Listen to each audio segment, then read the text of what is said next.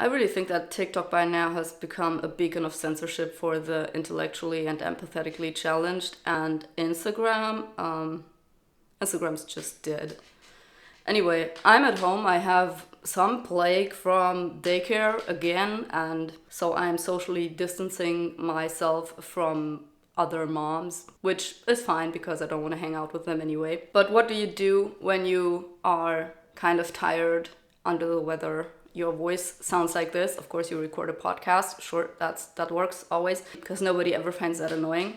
By the way, if you're watching this and you find my voice annoying, please let me know in the comment, because every comment helps the algorithm, also even the negative ones. So I don't mind. Just go crazy. But if you enjoy it because it's, I don't know, kind of deeper than on other days, then also let me know. Anyway, so what do you do when you're at home because you're sick and you can't really work, you can't go figure skating, which was my plan for today? Well, you watch TikToks. Oh, you don't? Well, great for you. I'm happy you're not an addict. That's awesome. Tell me more about your fulfilled life. I want to know all about it. Actually, I haven't opened the TikTok app in like weeks, but I did now. And yeah, I know. And I actually just wanted to see some figure skating videos, right? I wanted to see Sasha Trusova. I don't want to see what I saw, which is people in train stations being afraid of germs. I gotta show this to you because maybe I will find the video, but if I don't, here's what they did. I need a piece of paper. So the video in question was showing a person in a train station or something like that, buying a ticket on a ticket machine. That machine has a touch screen, and you know, touch screens are so icky, and you will totally feel unsafe when there is a touch screen, right? Because what do? You touch the touch screen, and then you touch your phone, and then you touch your nose, and then you die. So yeah, there was this company that had an absolutely genius idea, which is putting a little machine next to the ticket automat. Out comes a sheet of paper, and what you now do is push your finger into a little hole like this. Oh yeah, and then you got a paper condom on your finger, and then you can safely use the touch screen. My ass. Because there is absolutely no other way to do this than to have a dedicated machine for that and just feed another company, versus you could just go and buy this. For those who can't see me right now, I'm holding up a bottle of hand sanitizer. Swedish hand sanitizer, by the way. Tvätta händerna. And if you want to go even crazier, you can just buy isopropanol, right? I even have it here in a neat little glass bottle that you can recycle even better than this plastic crap. But no, let's get a machine for that. And now, what horrible comment did I write under this? Since I was at home, being sick, probably from touching an unsafe, germy, icky, sticky, gooey, ugly vending machine or something in a train station, or some Gomer just sneezed on me in the bus again, I guess. What did I write under this happy little video? Man, I was nasty this morning. I wrote 4 million years of evolution just so that humans can be afraid of germs on a touchscreen. Stupid. That was removed. Violation reasons, harassment and bullying. By the way, in Germany, if you are belittling someone, you are harassing somebody, that has to be a person. You can't harass a group of people, let alone all mankind. But interesting. So I appealed, and yeah, my appeal was not granted. And now I'm recording this on my podcast because I can. And also because I think that sometimes podcasts just need to be like little sit downs with your buddies and to chill and to not have any super dense information in it. But yeah, for stories and emotions. Anyway, holy fuck. Am I the asshole? Or is this wasteful piece of shit company the asshole? Because I think they are. I also think that the video was actually by the company making these fucking paper condoms, and they probably labeled my comment as harassment, but you can never be 100% certain. Just like with the germs on any display in public. Ooh. But yeah, I think this is a great example of how TikTok works, because I have written so many comments that I just thought were, okay, mildly mean, and you write something like stupid or dumb, Even the word dumb is offensive now. You can't even write "this machine is stupid." And if you write, mankind evolved to do this, dumb, that's harassment? That is crazy. That is clown world. And I hate it when people use the word clown world, because usually the alt-right does that. And then I don't want to use the same language, but then I also think, you're not taking away my language. I can say that too, and now it's mine. F you. Yeah, I gotta tune down the swearing because YouTube doesn't like it if you overly swear on your videos. And so I'm trying to implement as much swearing as possible, but as little as necessary to not get demonetized. By the way, if you read through the monetization settings, once you want to turn on your monetization in a video, there is a little note that basically says that even if you censor yourself, it doesn't really count. So that's why I don't censor my podcast. YouTube doesn't give a human feces if you censor your swearing. They just actually care what you are saying. And if you are saying human feces in another way, they will probably mark it as offensive as well, or mildly offensive in that case. Anyway, back on topic. Will this be the downfall of TikTok? I don't actually think so, because I think that the censorship is very selective. You can say almost anything if you belong to a certain group of people. And if you claim being marginalized or being in any kind of way quirky and special, you can get away with a lot of crap. But if you post something negative, and by negative I mean what AI deems as negative, then that probably will be censored. And personally, I don't want to live in a world where everyone is just lying to not be mean. I want people to be honest instead of being polite. Being polite just for the reason to be polite is shallow and is even more offensive than just being straight up mean. I don't get this kind of social media. I don't like it. It's why I enjoyed Twitter. People were horrible on Twitter, but I totally enjoyed my time there. I don't use Twitter anymore because I just don't have enough of set time to spend it on the platform, because I have a kid in figure skating. So I have no time for Twitter, or X, or whatever it's gonna be called tomorrow. But think about it. Isn't freedom of speech, and by that I mean a lot of that freedom, the thing that brought up most social media platforms? Look at Facebook. Nasty boomers on Facebook. They used to say stuff, they used to trigger each other. That worked. That's what made the platform great. That is why I left Facebook. I don't want to get into this with adults. The same for TikTok.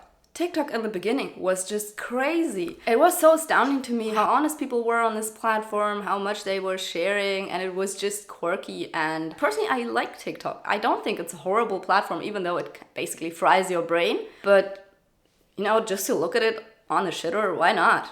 Okay, I mean, or at the bus stop, or wherever you're bored. The high road would be to say, I am mindful in my life. I don't need this crap in my life. I'm not consuming this kind of brain frying content. And yes, I do judge myself and others for using TikTok because it's stupid. It is making your attention span worse. It is not really adding value to your life unless you use it very intentionally.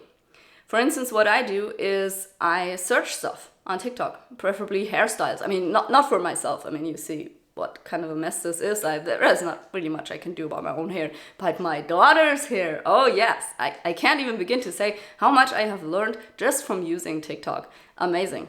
Or skating tutorials or tips. I mean, some of them are really stupid, and the longer, better ones are all on YouTube because the best content of everything is still on YouTube. But TikTok has certainly been helpful to me when I was searching for things and wanted to see them in a I understand this right away form. That is the strong suit of TikTok. But now I just find the platform more and more annoying because it comes with this level of censorship that you can't even write dumb or stupid and your comment is cast away because somebody else could be offended. So yeah, the people actually taking their time to think and criticize some practice that they deem idiotic are supposed to shut up for the benefit of the idiots. Okay, I'm out. Anyway, a lot of platforms came to fame because they had this level of commenting freedom, this uncurated opportunity to write something that just came to your mind, which is human. And the more human a platform is, the better it is. The more AI, the more selective, the more restrictive it becomes. I mean, unless it's like about violent stuff, personally, I don't see why that needs to be anywhere. Reddit is also a very good example of this. Reddit was so open in the beginning that there was actually a lot of fucked up content on it. And again, I would say that violent content, certain content involving children, that kind of stuff, that does not belong on the internet at all. But it is in agreement with the law, right? It makes sense that you don't put that anywhere, that it's forbidden, because it's harmful to actual people. But I'm the kind of person, I'm like, sticks and stones can break my bones, but words can never hurt me, because words are somewhere on somebody else's phone. They are in the depth of my phone, maybe. They're out there on some server. They can't touch me. And that is the mentality I expect of people who are on platforms like YouTube, Instagram, and TikTok. And if you don't have that mentality, you do not belong on the internet. If you're too sensitive for that, you should not be a creator. And that is something a lot of people just are not in agreement with, because they think that if they are a creator, they create their own space, and then they have the right, they can demand that nobody ever be mean to them. Yet on the other end, a lot of these people welcome cancel culture when it comes to an opinion they support. And that is just not right. It's either both or neither. You cannot be for censorship, but on the other hand, be for deplatforming or doxing people you don't like. And I think that this kind of practice is going to be the downfall of many social media platforms, because a lot of people, not just weird right-wingers spreading meanness throughout the internet, many people dislike this. And for many people, it's not a fun experience if they write the word dumb and they're immediately censored by some non-human. I can say you're stupid on the street to you. Why shouldn't I be able to say it on the internet? It's not forbidden in real life. Why is this kind of stuff forbidden on the internet? And now Instagram. I think Instagram was one of the interesting platforms in the beginning because it was really one of the nice ones. Compared to Twitter. Twitter. And Instagram was just this, just beacon of friendliness. You had the little hearts. And for some people that just worked. There were still mean people on Instagram, but not as many. And until they made it a second Facebook and a copy of TikTok, it was actually kind of a nice photography portfolio that you could build and, share your pictures on. Personally, I don't think that Instagram would have survived if they hadn't copied TikToks and made it reels and, now are basically a mirror of TikTok for some creators, and they have invited a lot of low quality and user style content, not the polished stuff that you saw of big creators on Instagram, which was, in my opinion, good for the quality of the platform. And I don't think that everybody should be a creator. I don't think that Instagram truly was a social media platform like Facebook, and that was actually its strong suit, that it was a platform where people would mostly follow bigger accounts to get information, entertainment, ideas, be inspired to, see somebody build a cabin in the woods and be like, I want to do that too. For me, Instagram was always about this kind of inspiration that I took from people who did better than me. But now they have made it into something that is like, oh, this person is doing better than me. I feel bad about myself now. Again, don't be on the internet if you feel that way. Don't follow these people if you feel that way. Don't look at content if you feel that way. I have this catalog here at home from a shop called Grüne Erde, which means green earth. It's a pricey shop in Munich. And it's full of pictures like this. A brown-haired woman with a yellow sweater running in a field. Man, I wish I had time to run in a field. Look at these fluffy sweaters. I bet one was like $200. Yeah, of course, a lot of people cannot afford this. But the challenge is to look at it and be like, you know what? These are beautiful sweaters. I'm happy that I already have all the sweaters that I need, and I don't need to buy this.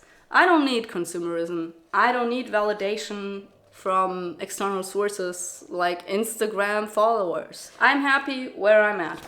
And if you don't feel that way, and pictures from the internet make you not feel that way, then you should ask yourself why that is, and not tell the creator it's their fault and they make you feel miserable. They don't do shit. You're doing that to yourself. Of course, this deduction only holds starting at a certain threshold of privilege, but that's kind of understood, isn't it? Now, since this podcast is not just about me hating on TikTok and Instagram, what are my conclusions from my user experience as a small creator who has, at this point, 4.1k YouTube subscribers and about 270 on Instagram? I had a bigger account before with about 1k followers, but I ditched that because, surprise, I got strikes on pictures that were not at all problematic, like my kid eating ice cream on the balcony. stuff like that, which is funny because they would say that it's like child admirer content, if you know what I mean. And I don't even post a lot of content that involves my kid. Like, it was just a story image, and it was not like revealing anything really. But the most interesting thing about this is when I then went on the official Instagram profile, there was a picture of an almost naked female with a almost naked kid surfing in the ocean, and she was holding her basically naked baby up to her almost naked chest. And that was not problematic. That was shared by the official Instagram account. So yeah, Instagram, don't even ask why people are leaving your platform. This is why. People feel treated unfairly. Personally, I don't care if you censor me on Instagram because it's not a platform I use to share much of myself. It's just a platform that I use basically as a messaging app for my YouTube followers. But my advice, just from my own perspective, experiencing this kind of censorship, is that either you choose to be as non-problematic as possible. I just can't do that. I just don't feel it. I'm not the kind of person. I want to speak my mind without thinking about every other word. I want to be able to say words like dumb and stupid to people's faces, and I accept that they say the same words towards me. I am not offended by that. And if I was offended, I would also be open about it and say like, hey, you could have said that in a different way. But I think the only solution to deal with this kind of stuff is making it fun, and not in this sarcastic way like, oh, who hurt you, little boy, or are you an incel, like that kind of stuff. No, don't do that. Either honestly ask these people, and if they're being mean, I have had the best conversations with people who just harshly criticized me, and then it turned out they just had a bad day. They deleted their comment, or they reworded it or something, and when they actually got to know me, or I got to know them, I thought, okay, maybe you have a point, but dude, come on. And these conversations were so useful to me as a creator, not as a human. Like, as a human, you always gotta wait out, you gotta be sure that you're not wasting your time. And as a human, I have wasted my time plenty on YouTube. But as a creator, I could say, well, yeah, that gave me some insight. So my advice, if you can't do it, if you just can't shut up, don't expect anything from these platforms. They promote mostly family-friendly content. You will get more reach with family-friendly content. You will get more reach if you are just non-problematic. And to me, this is just too much of a hustle. The constant thought of, oh, who could be offended by this, is just costing me too much energy. I made some videos that polarize people without even trying to. And what I do is just not answer the comments that I don't have time to answer. Frankly, I don't have time to answer even the comments that I like. So why would I spend time on the comments I don't agree with, and I don't even think that I can change these people's minds anyway? And maybe, there is some value in their opinion. I'm not right about everything that I do, and I accept that. It's okay that other people have different opinions. What I just find personally sad is when people get hung up on one line that you say in a video and they feel like it's not nuanced enough, and then they write you a paragraph about how you are a horrible person for wording it that way. And I'm like, dude, I'm lost in translation. This is not even my first language, and I was tired and I wanted to get out the video. Just cut me some slack. But then in the end, you could have added an annotation that clarifies it. And for me, it's mostly like, no, I just don't want to edit anything else into this video. Just screw it.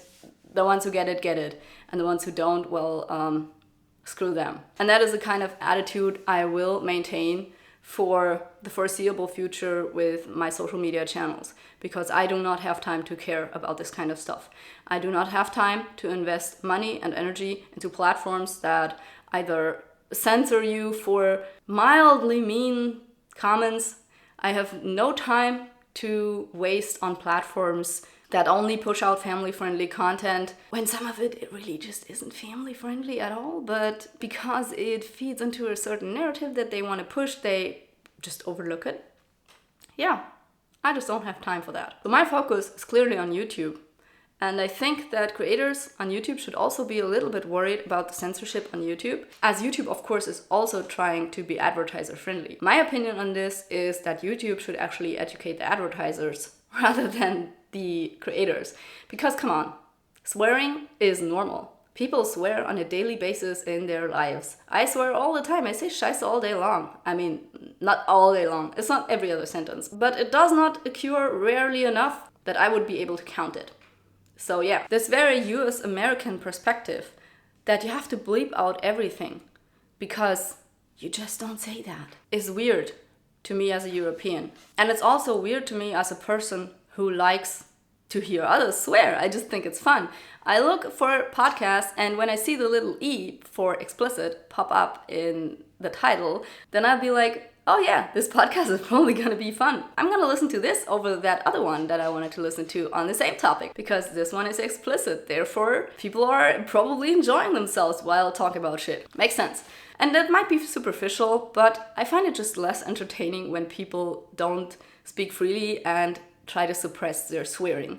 And I feel that a lot of creators do that, and it sounds weird, and you can hear it. If you have done this for a while, the video making thing, you can hear it when people just word their videos in a way that they are holding back. It's okay to hold back not well-cooked thoughts, of course, but it's not okay to hold back stylistic elements like swearing. Swearing is fun. So yeah, YouTube, you should go and educate your advertisers on swearing being just the most normal thing. Every European does it on a daily basis. I don't know about Americans, but I'm sure they do it too. So yeah, maybe get that lengthy piece of wood out of your rectum and just start being okay with people being people. There is so much more to say on advertising on YouTube in general, because I think it's very weird how they select what to censor and what to reward, and how to present ads to the viewer, as in non-skippable ads. I don't think there is a single person who doesn't hate them. I don't think it's the future of advertising to keep that shit going. But that's for another time. Now I'm going to drink more coffee and edit this video. Yeah, that's it.